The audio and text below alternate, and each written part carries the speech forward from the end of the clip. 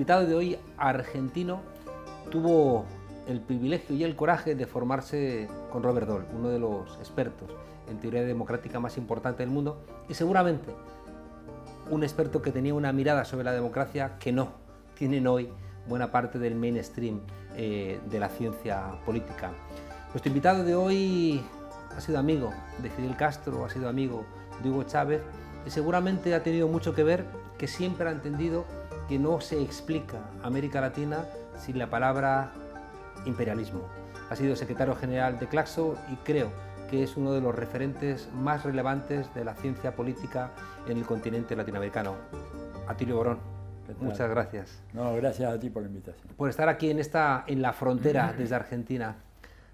Atilio, cuando yo estudiaba en Alemania me parecía que la palabra oligarquías y la palabra imperialismo eran dos conceptos para perezosos, ¿no? Hasta que llegué a América Latina y me di cuenta de que sin la palabra oligarquía y sin la palabra imperialismo no se podía explicar absolutamente nada. Estamos en 2018, ¿sigue siendo correcto? Desgraciadamente sí, mira. Desgraciadamente sí, la oligarquía ha cambiado, igual que el imperialismo. Hoy en día pretender que el imperialismo es lo mismo que analizó Lenin hace un poco más de un siglo sería absurdo. Digo, siempre le digo a mis alumnos, si Lenin se levantara de su tumba, ¿no es cierto?, y vieran lo que es la velocidad fenomenal de la circulación del capital financiero, se agarraría un espasmo, ¿no es cierto?, claro, porque es algo novedoso, lo cual no invalida lo que él decía, pero hay que agregar muchas otras cosas. Y acá el imperialismo en América Latina sigue teniendo, desgraciadamente, lo digo con mucho dolor, no me agrada, no soy de esos izquierdistas que se enorgullecen de decir, bueno, somos víctimas del imperialismo. No, es una desgracia, pero nuestros gobiernos, ¿verdad?, son gobiernos muy débiles, la presencia de Estados Unidos es realmente impresionante, no solamente en el terreno económico, que fue un error en el cual cayó mucha gente, un poco el marxismo más dogmático, si quieres, que acá tenemos una buena cantidad, ¿no es cierto?, nosotros para exportar inclusive, ¿verdad?, pero pensando que era un tema económico, un tema cultural, por ejemplo, la presencia cultural americana, digamos, en América Latina ha sido un fenómeno extraordinario, la presencia religiosa. Tú no te explicas lo de Bolsonaro sin el informe de Rockefeller en el año 1969 a Nixon diciéndole hemos perdido el catolicismo porque se han vuelto contra el capitalismo, por la teología de la liberación. Por el Concilio Vaticano II, ¿no? Y sí, claro, cuando él va por América Latina y ve el auge de la teología de la liberación, va y dice tenemos que enviar otros cristianos a América Latina. Empezaron por Guatemala, siguieron por Brasil, ahí tienen los resultados. Es la acción del imperialismo, bases militares, tenemos más de 80 bases militares, digamos, en toda América Latina. Por supuesto, el imperialismo, yo lo que siempre digo, no es un factor externo que opera desde allá, desde Washington, si es que no está articulado con eso de acá, y acá entramos con las famosas oligarquías, que han cambiado, no son ya oligarquías terratenientes. Por ejemplo, en Argentina el campo es altamente capitalista, no se diferencia, y te diría, prácticamente lo mismo que el campo de los Estados Unidos, ¿verdad? Sin farmers, pero con un capitalismo en agronegocios hacia velas desplegadas. Entonces, pero son grupos muy cerrados que tienen un control, un dominio sobre el Estado y sobre todo aquello que no elegimos. Por ejemplo, un dominio sobre el Poder Judicial, un dominio sobre el Ejército, un dominio sobre los medios de comunicación. Claro, porque toda esa gente se forma en Estados Unidos y eso es determinante. Absolutamente. Fíjate que Estados Unidos hace ya muchos años que lanzó un programa que se llama de buenas prácticas, ¿no? Good Practices. Entonces te llevan todos los años jueces, fiscales, legisladores, académicos, periodistas, y después regresan convertidos en el juez Sergio Moro, por ejemplo, que comete un acto pero absolutamente ilegal cuando condena a Lula, según sus propias palabras, por su convicción y no por las evidencias. Es decir, desde la Revolución Francesa y el Código Napoleónico para acá, tú condenas a un acusado cuando tienes evidencia, ¿verdad? Si no, rige el principio de inocencia. Ahora se acabó eso. Se acabó. Acá te condenan porque el juez le parece que tú eres un delincuente. Con un testigo protegido que hace una declaración sin pruebas. Totalmente. E inclusive hay casos que ni siquiera se tomaron la molestia de buscar un testigo protegido. Juan Carlos, acá suponte, vienes tú a la Argentina y algunos de los grandes medios empiezan a decir que tú eres un agente del castrochavismo y te sacan 20 páginas, 20 primeras planas seguidas diciendo eso y acusándote de acoso o de robo, etcétera, y te vas derecho a la cárcel. Claro, acá, en Brasil, en Uruguay, digamos, en Uruguay tal vez menos, pero en Argentina, derechito a la cárcel. En España nos pasó, ¿no? Yo recuerdo portadas donde decían a Monedero le ingresan otro 1.000.000 de euros y ponía, según fuentes de la seguridad del Estado, y era la vicepresidenta del gobierno, Soraya Sáenz de Santamaría, que manejaba a los espías, al CNI, al Consejo Nacional de Inteligencia, que suministraba pruebas falsas a periodistas mercenarios para acusar a los adversarios políticos con pruebas falsas. Y es verdad que en España hemos tenido la fortuna de que no toda la judicatura está podrida, y eso nos ha permitido que hayan archivado todas las querellas. Pero es verdad, tienes razón tú, que si te tocan jueces, ¿no?, vinculados al Partido Popular, estás fregado. Acá en general la justicia federal, que sería para cuestiones que tienen que ver con todo lo estatal, la administración pública, etcétera, está profundamente corrompida. No así otros sectores de la justicia, ¿verdad?, en donde podés tener una chance. Pero si te hacen una acusación de terrorista, por ejemplo, o de contrabandista o alguna cosa así, bueno, estás liquidado si eres un opositor político. Claro, porque son juzgados muy seleccionados, ¿no? Pero mira, el famoso caso de Nisman, ¿no es cierto?, que fue el que se suicidó, ¿verdad? Ese hombre, ese fiscal, que derrochó una ponchada inmensa de dólares, iba periódicamente a la embajada americana a recibir instrucciones del FBI y de la Mossad israelí sobre cómo tenía que encauzar la investigación del atentado en contra de la Mutual Judía, la AMIA, que supongo que allá en España conocen muy bien, ¿verdad? Lo que pasa es que de repente le soltaron la mano, cuando ya no le fue más útil, y el tipo se suicida. No hay ninguna evidencia de que en ese lugar haya habido ninguna otra persona. Sin embargo, todos los diarios han dicho fue asesinado por orden de Cristina Fernández. Digo, y no tienes cómo defenderte.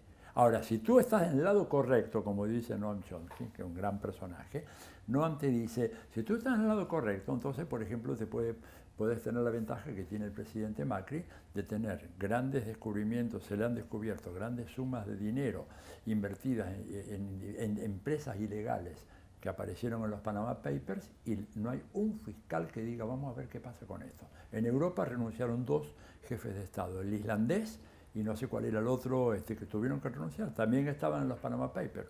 Acá eso directamente la justicia mira para otro lado. Entonces estamos todos en libertad condicional, hoy por hoy, en las democracias latinoamericanas. Atilio, parece que la situación se complica, decía Samir Amin, que se nos ha ido hace poco, que el capitalismo nació, tuvo 400 años de crecimiento y llevamos como 100 años, ¿no?, de decadencia. En estos 100 años de decadencia, además, ahora entra China, ¿no?, como un actor económico muy fuerte, y parece que la Guerra Fría que tuvo lugar en aquel momento Estados Unidos y la Unión Soviética tuvo lugar en suelo europeo, y tengo la sensación de que la Guerra Fría que se avecina entre Estados Unidos y China puede tener lugar en suelo latinoamericano.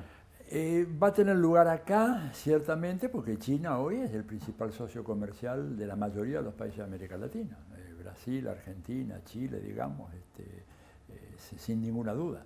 Y además China ha desarrollado un potencial económico. Mira, pero no me gusta mucho meter estadísticas en programas de televisión, pero muy breve, digamos, porque sé que China consumió entre el 2011 y el 2013 46% más de cemento que Estados Unidos en todo el siglo XX. Digo, para darnos una idea de la dimensión descomunal de lo que es este verdadero tsunami económico chino que viene y que tiene a los americanos arrinconados contra las cuerdas, porque realmente están así. Pues te das cuenta de la desproporción. En 3 años, 46% más, según un informe del Instituto de Información Mineral de Estados Unidos. No es una fuente china, es una fuente de ellos, ¿verdad? Lo cual, claro, hace que en América Latina, para los americanos es territorio propio, como más de una vez lo dijo Brzezinski y algunos otros, ¿verdad? Ellos, en algunos casos a mí me dijeron, pero usted se olvida que ustedes nos pertenecen, ¿no? Te decían, you belong to us. El hemisferio occidental es un hemisferio que pertenece a los Estados Unidos. Y acá claro, no puede haber acá ninguna duda de que si hay un gobierno antagónico, aunque no sea antagónico, moderadamente reformista. Empecemos con Arbenz en el 54. Una moderada reforma agraria comparada con la que MacArthur estaba haciendo en Japón, que aquel así liquidó a la oligarquía terrateniente japonesa. Lo de Arbenz era mucho menor, allá lo hacía Estados Unidos y acá invadieron y terminaron expulsando a Arbenz. Y a partir de ahí... Pero te decía, Atilio, esta presencia china, podemos afirmar un cierto optimismo, tenemos que ser igualmente pesimistas, vamos a ver en América Latina un comportamiento chino como hemos visto en África, que no es especialmente favorable al desarrollo de esos países, sino simplemente a la extracción de materias primas hacia los puertos. Acá yo creo que en los países más desarrollados de América Latina la presencia de China nos ayuda, ¿verdad? Aunque el riesgo de caer en una especie de saqueo de recursos naturales está presente, porque China todavía tiene que incorporar 500 o 600 millones de personas más a un nivel de consumo y nivel de vida que no tienen todos, y eso requiere recursos naturales. Y ni te cuento, Juan Carlos, la India, de la cual hablamos muy poco nada en América Latina. Sí. No sé si allá ustedes en España hablan de la India, pero la India tiene que darle cosas elementales que cualquier país europeo tiene a por lo menos 750, 800 millones de personas. ¿A dónde van a ir a buscar los recursos naturales esa gente? Bueno, América Latina, como decía Ali Rodríguez, que tú bien conoces, un emporio de recursos naturales, vienen acá. Entonces, el riesgo con un gobierno débil, bueno, los chinos van a buscar su ventaja, sacar los productos con un mínimo grado de elaboración, o si es posible, sin ningún valor agregado, llevándote todo. Pero, por ejemplo, acá hubo una experiencia muy interesante en la época de Cristina Fernández de Kirchner. Ella negoció muy bien con los chinos. Dijo, no, se llevan la soja, el poroto de soja, pero también una parte se la van a llevar industrializado. Los chinos primero dijeron que no, Argentina no cedió, empezó a vender a otros compradores y a los 2 años los chinos dijeron, bueno, sí aceptamos. O sea, depende de cómo negocia. Ahora, nosotros antes teníamos un solo comprador, Estados Unidos. Ahora tenemos 2, 3 y eventualmente 4. Es indudablemente una situación mejor, porque tú puedes, por ejemplo, como hizo Cristina, negociar, ¿verdad? Antes no teníamos esa posibilidad. El ratón que solo tiene un agujero, se lo come el gato. Exactamente. Acá tenemos 3 o 4 agujeros. Los rusos están presentes, con una presencia que cada vez es más importante, pero ¿cuál es la gran diferencia? Bueno, no hay una base militar china en toda América Latina y tenemos por lo menos 80 bases norteamericanas en América. Es una diferencia no menor, ¿verdad? Y eso... No es menor, no. No, y además, digamos, tú ves, por ejemplo, el grado de presencia militar de los Estados Unidos en América Latina, aún en países como Bolivia, ¿verdad? En donde el ejército, por ejemplo, el ejército está pertrechado con armamento norteamericano. Y quien te vende el arma, te vende también el enemigo al cual le vas a disparar. Y eso es todo un tema, ¿verdad?, que acá lo vemos muy claramente en Argentina, en Chile, en Brasil, la idea de que solo podemos comprar armas o solo debemos comprar armas a los Estados Unidos. Estados Unidos como que tiene 3 tabúes y quien los sobrepasa es ejecutado. Uno es el dólar como divisa de intercambio internacional. 2, hace referencia a las grandes entidades macrorregionales, es decir, a los Estados Unidos no le gusta en absoluto, ¿no?, que se unan ni los países asiáticos, ni los europeos, ni los americanos, ni los africanos. Y el tercer elemento, que creo que tampoco es menor, no permite ningún tipo de cambio que varíe la geopolítica mundial. Claro. Mira, porque para ellos, ¿verdad? Te voy a contar un poco una historia que tiene que ver con mis estudios en Harvard. Yo fui alumno, entre otras cosas, bueno, por supuesto Robert Dahl, que era una gran persona. Él era profesor de Yale, yo lo tuve en Chile cuando vino durante mi época allá. Hice un curso maravilloso y me hice muy amigo de él. Pero en Harvard, por ejemplo, fui alumno de Huntington. Y me acuerdo que cuando se derrumbó, ¿verdad?, el poderío norteamericano en Vietnam y pierde la guerra a los Estados Unidos, yo estaba justamente haciendo seminario de doctorado con él. Y éramos 8 o 9 estudiantes, la mayoría eran americanos y habíamos 3 extranjeros. Yo era uno por América Latina, había un griego, creo, y no sé si algún otro europeo. Los chicos americanos y las chicas que estaban ahí en el doctorado, preocupadísimos, le preguntan a Huntington, oiga, ¿qué va a pasar con nosotros ahora? Porque si nos derrotó Vietnam, un país de campesinos atrasados, que como decía el presidente Lyndon Johnson, decía, pero ¿cómo es posible que el mayor ejército del mundo no acabe con un grupo de campesinos que andan por la selva en pijama? Así textualmente decía Lyndon Johnson, dice, ¿qué va a pasar con la Unión Soviética? Se viene sobre nosotros. Y Huntington le dio una respuesta que fue muy impresionante. Dijo, mire, dice, la Unión Soviética no es lo que parece, ¿verdad? Hay un proceso de convergencia, recuerdas tú toda la teoría aquella, la convergencia económica, tecnológica, hay acuerdos comerciales, empieza con Europa, van a seguir con nosotros. Y además la Unión Soviética está muy lejos. está a casi 9.000 kilómetros. El problema número uno de los Estados Unidos, y no el problema transitorio que es la Unión Soviética, el problema permanente, y ese es México.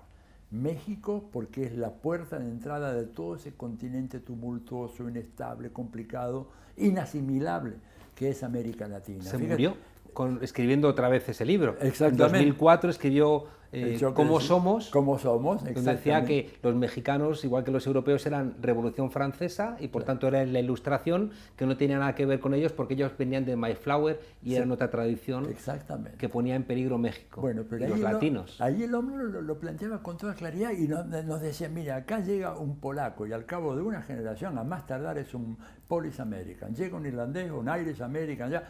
Pero mexicanos están ahí hace 200 años. A mí se me escapó, yo dije no, y me iba a jugar el doctorado, le iba a decir, bueno, pero es que ustedes le corrieron la frontera, no es que los mexicanos vinieron, estaban y ustedes les fueron robaron un tercio del territorio. Más de un tercio. Más de un tercio, casi la mitad del territorio que tenía México en aquel momento, ¿verdad? Pero él estaba diciendo una verdad muy profunda, es inasimilable. Entonces para ellos el problema más importante no es Palestina, Arabia Saudita, Israel, etc., es controlar esta parte del mundo. Es más, un americano una vez en un seminario, tomando, digamos, unas copas después de la parte formal, me dijo, mira, Tirio, si por un accidente geológico desapareciera Eurasia, nos liberaríamos de tantos problemas. Si se van al pique los africanos, mejor todavía. Desaparece Australia, no nos interesa. Con que quede esta gran, maravillosa isla americana, tenemos para mantener nuestro modo de vida durante 2 siglos.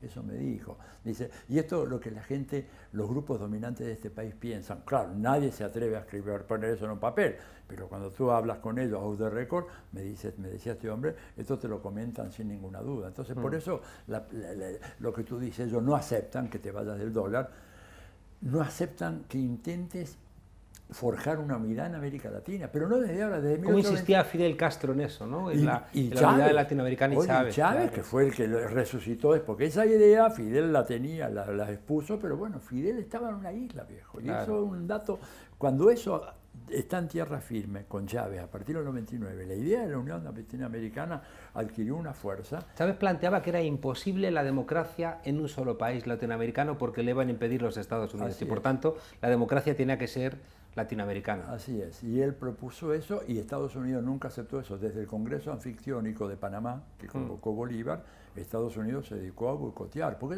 eso muy inteligentemente. Además, yo me pongo del lado, si yo fuera un consejero norteamericano, yo por supuesto le diría, no, nada, hay que diversificar América Latina, impedir que haya uniones, boicotear cualquier intentativa. Alfonsín, por ejemplo, en el 84-3 intentó crear un club de deudores, como respuesta al club de acreedores que había, digamos, para cobrar la famosa deuda hasta la América Latina. El mensaje de Reagan fue determinante. País que entra en el club de deudores va a tener que enfrentar una situación muchísimo más dura que aquel que se sienta con nosotros a dialogar amigablemente para renegociar los términos de la deuda. Y se acabó el club de deudores. Y él lo mantenía en el club de acreedores. Y eso sigue hasta hoy. Y te decía lo de los cambios geopolíticos y por eso te preguntaba lo de China, porque Estados Unidos nunca ha permitido ni que entrasen comunistas en los gobiernos europeos, porque según Yalta y Potsdam eso estaba prohibido, y de la misma manera no iba a permitir, ¿no?, que cayera bajo la égida izquierdizante ningún país. Por eso la contra Nicaragua, por eso el asedio y el bloqueo constante contra Cuba y la demonización de Venezuela, que fue el país que permitió que el continente, bueno, pues empezase a andar de otra manera. Sí, y lo que pasa es que esta es una región que para ellos geopolíticamente, no solo por recursos naturales, es muy importante. Y Sudamérica, ni hablemos de Centroamérica y el Caribe, que para los manuales americanos es un mar interior.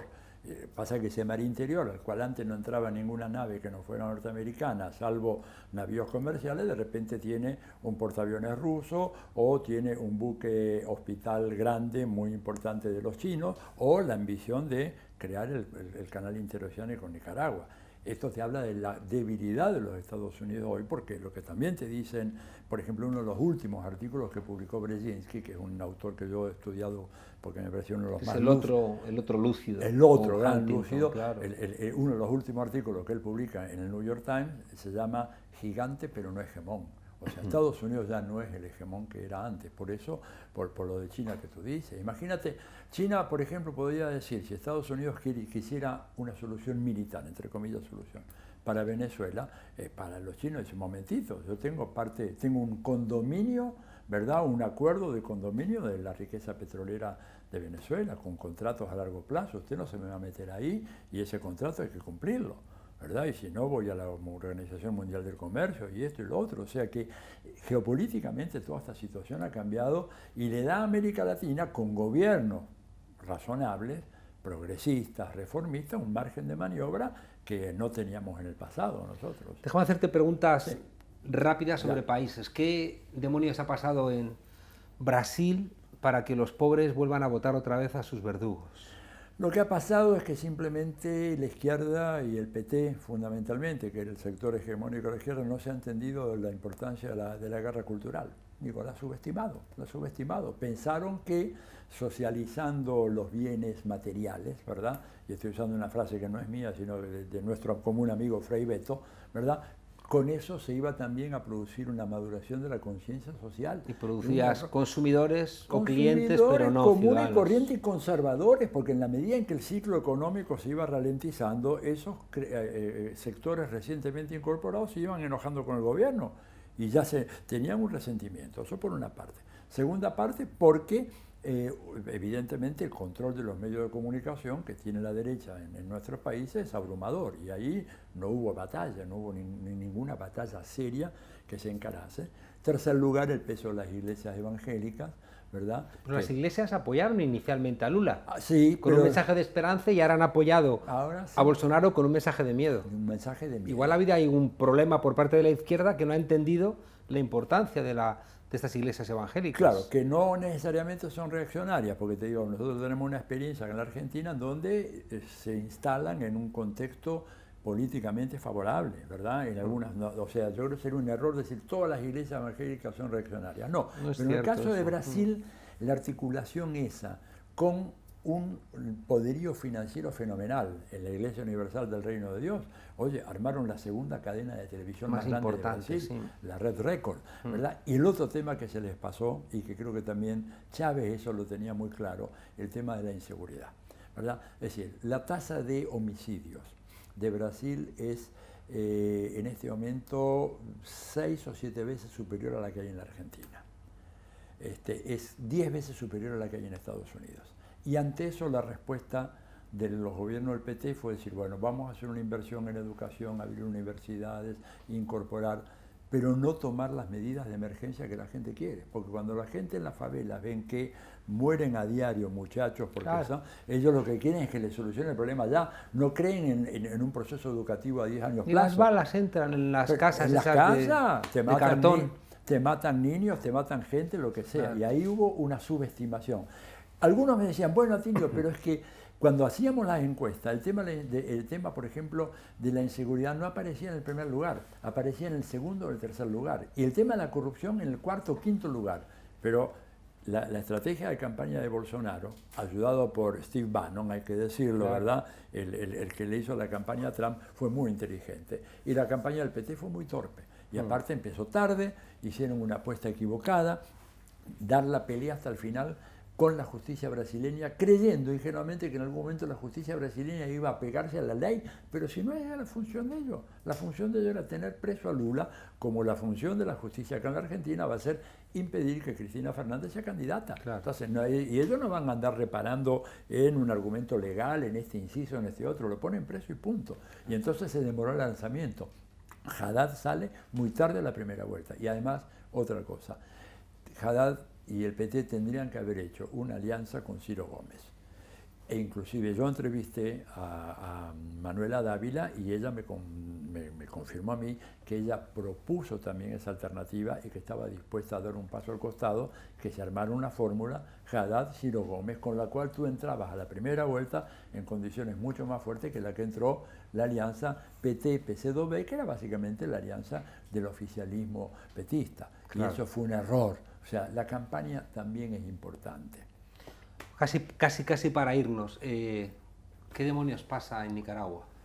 Y en Nicaragua lo que pasa es que hay ahí un problema muy grave, ¿no es cierto?, yo creo que de una gestión económica y social que ha sido muy exitosa, el país más pacífico de Centroamérica. Cuando tú comparas las tasas de asesinatos por 100.000 habitantes, Nicaragua es una isla, pero que de repente, bueno, cometieron una serie de errores, entre ellos no combatir a fondo el tema de la corrupción, que es un tema muy grave. Pero los estallidos esos que ocurrieron no tienen que ver con el tema de la corrupción, tienen que ver con una ofensiva a Estados Unidos para parar lo que ellos consideran algo absolutamente inaceptable, que es el tema del canal interoceánico, desembarazarse aprovechando esta situación de Ortega. Y fíjate que hay gente observadora muy cuidadosa que identificó los rostros de algunos de los que estaban en las guarimbas en Venezuela en el 2017, aparecieron ahora en Nicaragua. Sin embargo, Atilio, hay mucha gente sandinista con la cual hemos tenido todos estos años, ¿no?, relación,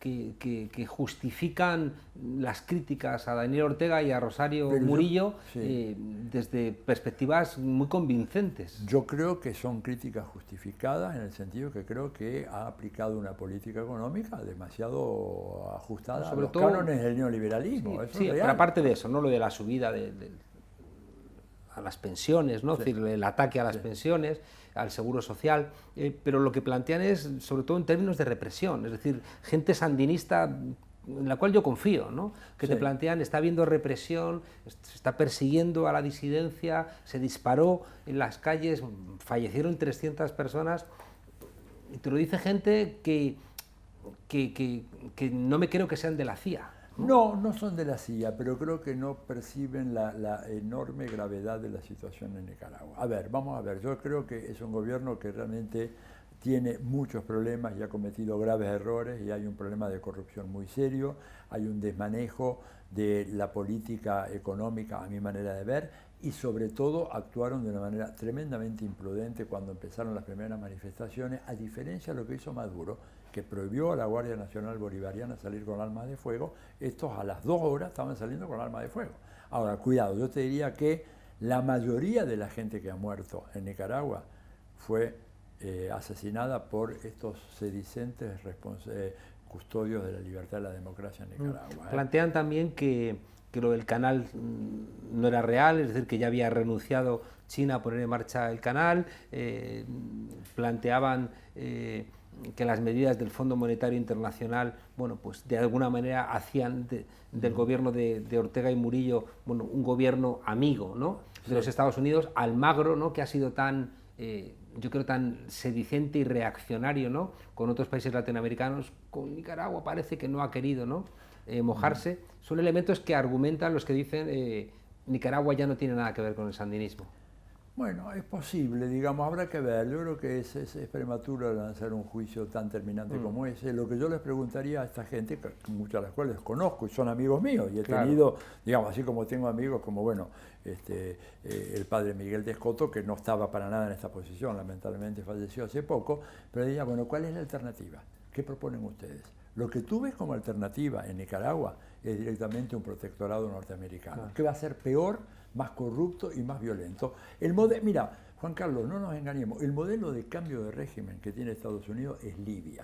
No es la famosa transición democrática que tú y yo, ¿te acuerdas? Hemos en los 80 y 90 trajinado de arriba para abajo con nuestros amigos O'Donnell, Whitehead, Felipe Schmitter, Maraval, todos aquellos. Ese no es el modelo es Libia. Matarlo a garrotazos a estos y instalar ahí un gobierno absolutamente... Y yo eso lo aprendí precisamente con Libia, es decir, bueno, la intervención norteamericana siempre lo empeora todo. Libia está peor, Irak está peor, Afganistán está peor, Siria está peor. O sea, Colombia, viejo. Colombia, digo, y además aprovecho de decir esto, a nadie dice, por ejemplo, en América Latina, ni en España, por ejemplo, que en este último año de Peña Nieto ya hay 12 periodistas asesinados. ¿No dice? Imagínate si Maduro hubiera asesinado uno, lo que hubiera sido la gritadera. Yo me imagino el diario El País durante 6 meses hablando de ese periodista, 12 en México, pero la vida de un mexicano, de un periodista mexicano no vale nada. La de uno venezolano vale oro. Bueno, este es también el problema que tenemos, prensa que desinforma, una prensa que falsifica las noticias, ¿verdad? Atilio, ¿esperas algo del gobierno de Sánchez sostenido por Unidos Podemos? Es desde España? Yo creo que Podemos es la gran innovación que ha aparecido en España, y yo te diría no solamente en España, sino en el contexto europeo, y está teniendo un efecto, por ejemplo, muy interesante. Hillary Wainwright, que seguramente conoce, está trabajando con Jeremy Corbyn en Inglaterra, o sea, creo que el ejemplo de Podemos puede ser inspirador. Yo creo que va a ser cuesta arriba, ¿verdad? Pero no tanto por debilidad de Podemos, aunque puede ser, yo no conozco los detalles, sé que como todo lo que hacemos los latinoamericanos y los latinos en general está lleno de conflictos, personalismos, luchas, etcétera, pero hay una realidad que es que hay un poder indiscutido e inapelable en Europa, que es el Banco Central Europeo. Es muy difícil gobernar, digamos, un país cuando tú tienes un señor que está sentado allá, no sé si en Bruselas o en Estrasburgo, ¿dónde? Y que te marca el presupuesto, puedes hacer esto, puedes no. Preguntémosle a Alexis Tsipras, pobre. El país que inventa la democracia decide no a un programa de ajuste, lo llaman allá, va a Bruselas y entre la Merkel y el presidente del Banco Central Europeo le pegan un par de bofetadas y usted se olvida lo que dijo el... Entonces digo, Podemos va a tener que remar muy fuerte contra la corriente como nosotros, pero creo que tienen ustedes un potencial muy muy grande, y además Europa está bajo el spotlight, como se dice, y nosotros en cambio estamos en las penumbras. Entonces, que a ustedes les vaya muy bien es muy importante para nosotros. Atilio, muchas gracias. Podemos hablar de mil cosas. Sé que te han emocionado las mujeres en las calles, ¿no? de Buenos Aires, que consideras que ahí hay un sujeto de cambio. Y en Chile también. En Chile también. En Chile también, porque parece que en Chile no ocurriera nada, y te digo, el movimiento de mujeres en Chile es extraordinariamente importante. Totalmente de acuerdo. Y te agradezco que te mantengas a tu joven edad, ¿no? Así es. Con ese optimismo y con ese afán revolucionario lleno de libros, ¿no? Que creo que hace las transformaciones pues algo lleno de optimismo. Atilio, muchas gracias, buenas noches, y a vosotros, desobedientes, desde Argentina, desde Buenos Aires, desde Claxo, ya sabéis, no dejéis de ser revolucionarios, pero siempre con libros. Hasta mañana, desobedientes.